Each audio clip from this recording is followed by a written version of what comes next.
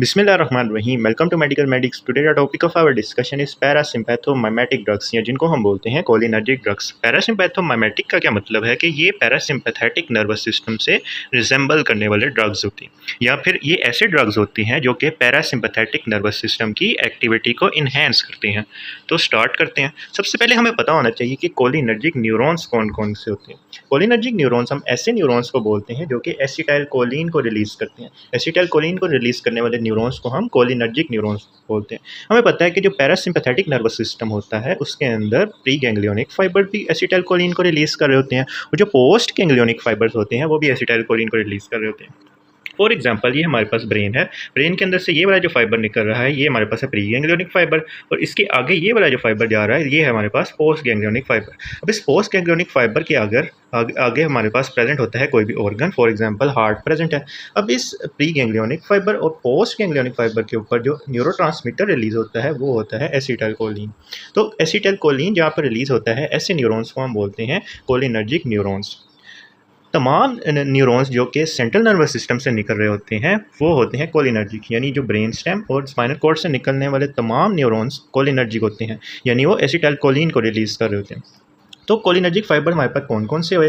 Pre ganglionic parasympathetic, post ganglionic parasympathetic, pre ganglionic sympathetic and some post ganglionic sympathetic. ये चीज़ important है, सम post ganglionic sympathetic. अब ज़्यादातर जो पोस्ट गैंग्लियोनिक सिम्पैथेटिक फाइबर्स होते हैं वो एपिनेफ्रीन, नोर एपिनेफ्रीन और डोपामीन वगैरह को रिलीज़ कर रहे होते हैं। लेकिन दो ऐसी लोकेशंस होती हैं जहाँ पर पोस्ट गैंग्लियोनिक सिम्पैथेटिक फाइबर्स जो होते हैं वो एसिटाइल कोलिन को रिलीज़ कर रहे होते हैं। कौन कौन सी दो ऐसी लोकेशन है? एक होती हैं स्वेट ग्लैंड्स, और दूसरे होते हैं कुछ ब्लड वेसल्स। एक स्वेट ग्लैंड्स की लोकेशन पर और कुछ ब्लड वेसल्स की लोकेशन पर हमारे पास जो पोस्ट गैंग्लियोनिक सिम्पैथेटिक फाइबर्स होते हैं वो रिलीज़ करते हैं एसिटाइल कोलिन। अब इसको हम डायग्रामेटिकली समझ लेते हैं। इस डायग्राम में हम देख सकते हैं कि ये जो ऊपर वाला रीजन है ये हमारे पास है ब्रेन स्टेम वाला रीजन, और ये जो नीचे वाला रीजन प्रेजेंट है ये है स्पाइनल कॉर्ड वाला रीजन। अब इस ब्रेन स्टेम से निकल रहे होते हैं pre ganglionic fibre. Pre ganglionic जितने भी निकल रहे होंगे सेंट्रल नर्वस सिस्टम से वो तमाम के तमाम रिलीज़ करेंगे एसिटाइल कोलिन को, क्योंकि हमने ऊपर कहा था कि जितने भी फाइबर्स होते हैं जो कि सेंट्रल नर्वस सिस्टम से निकल रहे होते हैं वो एसिटाइल कोलिन को रिलीज़ करते हैं। इस डायग्राम में भी हम देख सकते हैं कि यहाँ पर भी एसिटाइल कोलिन रिलीज़ हो रहा है, यहाँ पर भी, यहाँ पर भी, यहाँ पर भी और यहाँ पर भी। तो जितने भी फाइबर सेंट्रल नर्वस सिस्टम से निकल रहे होते हैं वो तमाम के तमाम रिलीज़ करते हैं एसिटाइल कोलिन को, या फिर इनको हम कोलिनर्जिक न्यूरॉन्स बोलते हैं। अब हम आते हैं, ये तो हो गया ना प्री गैंग्लियोनिक फाइबर। अब हम पोस्ट गैंग्लियोनिक की बात करते हैं। सबसे पहले आते हैं पैरासिम्पैथेटिक पोस्ट गैंग्लियोनिक। अब इस पैरासिम्पैथेटिक पोस्ट गैंग्लियोनिक फाइबर को हम देख सकते हैं कि ये क्या रिलीज़ कर रहा है? Acetyl choline at the neuro effector site. Neuro effector site कौन सी साइट होती है? न्यूरो इफेक्टर साइट वो वाली साइट होती है जहाँ पर पोस्ट गैंग्लियोनिक फाइबर किसी भी ऑर्गन को सप्लाई कर रहे होते हैं। जैसे ये हमारे पास है पोस्ट गैंग्लियोनिक फाइबर, ये पोस्ट गैंग्लियोनिक फाइबर है और इसके आगे कोई भी ऑर्गन प्रेजेंट है, तो ये वाली जो साइट होगी इसको हम बोलते हैं न्यूरो इफेक्टर साइट, जहाँ पर पोस्ट गैंग्लियोनिक फाइबर किसी भी इफेक्टर ऑर्गन को सप्लाई कर होता है। तो post ganglionic fibre neuro effector site पर पैरासिम्पैथेटिक के केस के अंदर एसिटाइल कोलिन रिलीज़ कर रहा होता है। नेक्स्ट, दूसरे नंबर पर आते हैं सिंपैथेटिक। अब सिंपैथेटिक हमने कहा कि स्वेट ग्लैंड्स और कुछ ब्लड वेसल्स के केस के अंदर जो पोस्ट गैंग्लियोनिक सिंपैथेटिक फाइबर होता है वो भी एसिटाइल कोलिन को ही रिलीज़ कर रहा होता है। तो ये बात होगी। थर्ड नंबर पे आते हैं जो majority sympathetic post ganglionic fibres होते हैं वो वाले, वो क्या रिलीज़ करते हैं? नोर एपिनेफ्रीन को रिलीज़ कर देते हैं। उसके अलावा जो रीनल वस्कुलर स्मूथ मसल्स होते हैं, स्मूथ मसल्स होते हैं, वहाँ पर सिंपैथेटिक फाइबर्स डोपामीन को रिलीज़ कर रहे होते हैं। अब ये तो होगी ना ऑटोनोमिक नर्वस सिस्टम की बात। अब जो सोमैटिक नर्वस सिस्टम होता है, ये जो हमारे वॉलंटरी कंट्रोल के अंदर होता है, उसमें स्केलेटन मसल्स को सप्लाई करने में भी हमारे पास कोलिनर्जिक न्यूरॉन्स होते हैं। इसके अंदर प्री गैंग्लियोनिक पोस्ट गैंग्लियोनिक का कोई भी चक्कर नहीं होता है। इसमें जो डायरेक्टली फाइबर्स होते हैं स्पाइनल कॉर्ड से वो आकर मसल्स को सप्लाई कर रहे होते हैं, और ये भी एसिटाइल कोलिन को ही रिलीज़ कर रहे होते हैं। तो हमने ऊपर क्या बात की थी कि जो कोलिनर्जिक फाइबर्स होती हैं, अब आपको समझ आ गई होगी कि प्री गैंग्लियोनिक पैरासिम्पैथेटिक होते हैं, पोस्ट गैंग्लियोनिक पैरासिम्पैथेटिक होते हैं, प्री गैंग्लियोनिक सिम्पैथेटिक होते हैं, और कुछ पोस्ट गैंग्लियोनिक सिम्पैथेटिक होते हैं जो कि स्वेट ग्लैंड्स और ब्लड वेसल्स को सप्लाई कर रहे होते हैं। अब कोलिनर्जिक या जिसको हम कोलिनोमाइमेटिक या पैरासिम्पैथेटोमाइमेटिक बोल रहे हैं, अब इसका मतलब क्या होता है? इसका मतलब ये होता है कि ये प्रोड्यूस करते हैं action that is similar to parasympathetic nervous system. Parasympathetic nervous system के एक्शन के सिमिलर ये प्रोड्यूस कर रहे होते हैं ये वाले ड्रग्स। अब इसके अंदर आते हैं दो तरह के, एक होते हैं डायरेक्टली एक्टिंग पैरासिम्पैथोमाइमेटिक, और एक होती हैं इनडायरेक्टली एक्टिंग। इस पार्ट की वीडियो के अंदर हम जो डायरेक्टली एक्टिंग होते हैं उनकी बात करेंगे। ये जो डायरेक्टली एक्टिंग होती हैं ये डायरेक्टली रिसेप्टर्स को जाकर स्टिमुलेट करते हैं। अब हम इन रिसेप्टर्स की बात कर लेते हैं कि जो पैरासिम्पैथोमिमेटिक ड्रग्स होती हैं वो किन रिसेप्टर्स के थ्रू अपना एक्शन परफॉर्म करते हैं, तो उनको देख लेते हैं अब हम।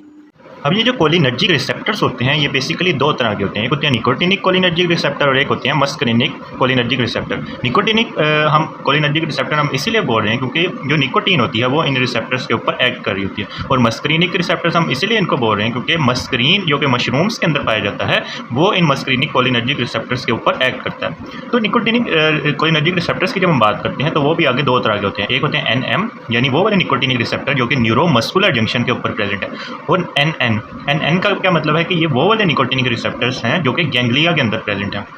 तो ये वाले न्यूरोमस्कुलर जंक्शन के ऊपर प्रेजेंट होंगे और ये वाले गैंग्लिया के ऊपर प्रेजेंट होंगे। फॉर एग्जांपल ये हमारे पास है एक न्यूरॉन, ये नर्व टर्मिनल आ गया, इसके आगे कुछ इस तरह से मसल प्रेजेंट है। इस मसल के ऊपर जो निकोटिनिक रिसेप्टर प्रेजेंट होगा, that nicotinic receptor is the NM यानी न्यूरोमस्कुलर जंक्शन के ऊपर जो प्रेजेंट होगा उसको हम बोलेंगे NM type of nicotinic receptors. इसी तरह जो गैंग्लिया के ऊपर प्रेजेंट होगा ये एक प्री गैंग्लियोनिक फाइबर है, इसके आगे पोस्ट गैंग्लियोनिक फाइबर शुरू हो रहा है। तो इस पोस्ट गैंग्लियोनिक फाइबर के ऊपर जो निकोटिनिक रिसेप्टर प्रेजेंट होगा वो होगा हमारे पास NN टाइप, यहाँ पे NM टाइप हो गया और नीचे हमारे पास NN type of nicotinic receptor हो गया। अब इनकी कुछ बात करें तो ये वाले जो चैनल होते हैं ये आयन चैनल होते हैं। आयन चैनल का क्या मतलब है कि इसके अंदर से आयंस पास करते हैं जब इसके ऊपर कोई भी जो इसका एगोनिस्ट होता है वो बाइंड करता है। इसके स्ट्रक्चर की बात करें तो ये पेंटामेरिक स्ट्रक्चर होता है। ये हमारे पास पेंटामर है, इसके अंदर 5 सब यूनिट है, 1 2 3 4 एंड 5। 2 अल्फा सब यूनिट होते हैं इसके अंदर, एक बीटा सब यूनिट होता है, एक गैमा सब यूनिट होता है और एक डेल्टा सब यूनिट होता है इसके अंदर। अब इसके अंदर से हम देख सकते हैं कि आयन पास करें जिसकी वजह से एक्शन पोटेंशियल जनरेट होगा। नेक्स्ट मस्करिनिक रिसेप्टर्स की बात कर लेते हैं। ये 5 तरह के होते हैं, इसमें से जो M1 M2 M3 होते हैं ये ज़्यादा इंपॉर्टेंट है। M1 की इंपॉर्टेंट लोकेशन की बात करें तो ये गैस्ट्रिक पैराइटल सेल्स के अंदर प्रेजेंट होते हैं। M2 की अगर बात करें तो ये हार्ट के अंदर प्रेजेंट होते हैं, एक्सक्लूसिवली ये हार्ट के अंदर प्रेजेंट होते हैं। और M3 ज़्यादातर लोकेशन पे M3 प्रेजेंट होती हैं। M4 और M5 जो होते हैं वो CNS के अंदर प्रेजेंट होते हैं। इनकी बात करें तो ये G प्रोटीन कपर रिसेप्टर्स होते हैं। ये एक हमारे पास मस्करिनिक रिसेप्टर शो किया गया है, यहाँ पर ऊपर मस्करीन जब बाइंड करेगा तो इसके अंदर कन्फर्मेशनल चेंज होगा जिसकी वजह से ये G प्रोटीन को एक्टिव कर देगा। ये हमारे पास है G प्रोटीन। तो इस सारी डिस्कशन से हमें ये पता चला कि जो कोलिनर्जिक रिसेप्टर्स होते हैं वो दो तरह के होते हैं, एक होते हैं निकोटिनिक आयन चैनल्स और दूसरे होते हैं muscarinic G protein coupled receptors. Nicotinic ion channel में हमने कहा कि इसके 5 सब यूनिट्स होते हैं, यानी ये पेंटामेरिक स्ट्रक्चर होता है। 2 अल्फा सब यूनिट है, 2 अल्फा सब यूनिट्स हैं, उसके अलावा एक बीटा है, एक गैमा है और एक डेल्टा सब यूनिट है इसके अंदर। इसके ऊपर जब एसिटाइलकोलिन ने बाइंड किया, ये एसिटाइलकोलिन है, जब इसके ऊपर बाइंड करेगी तो ये सोडियम की परमेबिलिटी को इंक्रीज़ कर देगी जिसकी वजह से एक्शन पोटेंशियल जनरेट हो जाएगा। राइट साइड पर हम देख सकते हैं कि muscarinic G protein coupled receptor present है। इसके ऊपर जब एगोनिस्ट यहाँ पे कोई भी ड्रग आकर बाइंड करेगा तो ये G प्रोटीन को एक्टिव कर देगी। जब G प्रोटीन एक्टिव होगी तो हमारे पास इंट्रासेलुलर रिस्पॉन्स जनरेट हो जाएगा। अब ये एक और डायग्राम है, इस डायग्राम में भी हम देख सकते हैं कि muscarinic G protein coupled receptor present है जिसमें एसिटाइलकोलिन बाइंड कर रही है M1 रिसेप्टर के ऊपर और वो आकर G प्रोटीन को एक्टिव कर रही है। नेक्स्ट हम बात कर लेते हैं कि ये जो मस्करिनिक रिसेप्टर्स होते हैं इनकी लोकेशन कहाँ पे प्रेजेंट है और जो निकोटिनिक रिसेप्टर्स होते हैं इनकी लोकेशन कहाँ पर, इसको आपने बिल्कुल अच्छे से याद कर लेना है। सबसे पहले बात करें तो जो M1 रिसेप्टर होता है यानी muscarinic type 1, muscarinic type 2, muscarinic type 3, 4 and 5, 5 तरह के होते हैं। उसके अलावा निकोटिनिक की बात करें तो निकोटिनिक एक होता है NN का क्या मतलब है कि ये प्रेजेंट होते हैं गैंग्लिया के ऊपर या फिर न्यूरॉन्स के ऊपर, और NM की जब हम बात करते हैं तो ये प्रेजेंट होता है मसल के ऊपर यानी ये न्यूरोमस्कुलर जंक्शन के ऊपर प्रेजेंट होता है। सबसे पहले बात कर लेते हैं हम M1 की जब हम बात करते हैं तो ये प्रेजेंट होता है at the nerve endings CNS और गैंग्लिया के ऊपर। उसके अलावा बात करें तो जो गैस्ट्रिक पैराइटल सेल्स होती हैं, ये हमारे पास स्टमक है, स्टमक के ऊपर यहाँ पर ऐसे करके प्रेजेंट होते हैं गैस्ट्रिक पैराइटल सेल्स जो कि HCl को रिलीज़ कर रहे होते हैं, ये HCl रिलीज़ करने वाले जो पैराइटल सेल्स होते हैं इनके ऊपर भी M1 रिसेप्टर्स प्रेजेंट होते हैं। अब आप सोचें कि जो पैरासिम्पैथेटिक कंडीशन होती है, पैरासिम्पैथेटिक कौन सी कंडीशन होती है, रेस्टिंग एंड डाइजेस्टिंग की कंडीशन, यानी ऐसी पोजीशन जिसके ऊपर हम रेस्ट कर रहे होते हैं और डाइजेस्ट कर रहे होते हैं। यानी आप आराम से सोफ़े के ऊपर बैठे हैं, आराम से आप कोई किताब पढ़ रहे हैं तो आपका पैरासिम्पैथेटिक नर्वस सिस्टम एक्टिव हो रहा है। अब इस पैरासिम्पैथेटिक जो नर्वस सिस्टम है इसका काम होता है डाइजेशन करवाना। अब इस डाइजेशन के अंदर HCl इन्वॉल्व होता है। HCl का काम ये होता है कि ये प्रोटीन की डिग्रेडेशन करवा रहा होता है फूड के अंदर। अब इस प्रोटीन की डिग्रेडेशन के लिए HCl रिलीज होता है। तो ये जो M1 रिसेप्टर्स होते हैं ये इस HCl की प्रोडक्शन को इंक्रीज़ करवा रहे होते हैं। यानी जब कोई भी ड्रग M1 रिसेप्टर के ऊपर बाइंड करेगा तो ये HCl की प्रोडक्शन को बढ़ा देगा। नेक्स्ट जो रिसेप्टर आता है that receptor is the muscarinic type 2 receptor. This one is the muscarinic type 2। ये प्रेजेंट होता है हार्ट के ऊपर, ये आपने नहीं बोलना, ये बहुत ज़्यादा इंपॉर्टेंट है। हार्ट के ऊपर प्रेजेंट होने वाला जो रिसेप्टर है that receptor is the muscarinic type 2 receptor. Muscarinic type 2 receptor is present on the heart. अब जो पैरासिम्पैथेटिक नर्वस सिस्टम होता है वो हमारे हार्ट रेट को कम कर रहा होता है, हार्ट रेट को कम कर रहा होता है, उसके अलावा हार्ट की कंडक्शन को कम कर रहा होता है और हार्ट की कॉन्ट्रैक्टिलिटी को कम कर रहा होता है। नेक्स्ट इसकी अभी हम डिटेल भी देखेंगे। नेक्स्ट आते हैं M3 रिसेप्टर्स। M3 रिसेप्टर तमाम लोकेशंस पे प्रेजेंट होते हैं जहाँ पर M1 और M2 प्रेजेंट नहीं है। M1 की लोकेशन हमने याद कर ली कि वो प्रेजेंट है at the gastric parietal cell. M2 की लोकेशन हमने याद कर ली हार्ट पे प्रेजेंट है। अब इसके अलावा जितनी भी लोकेशंस होती हैं वहाँ पर हमारे पास M3 ही प्रेजेंट होगा।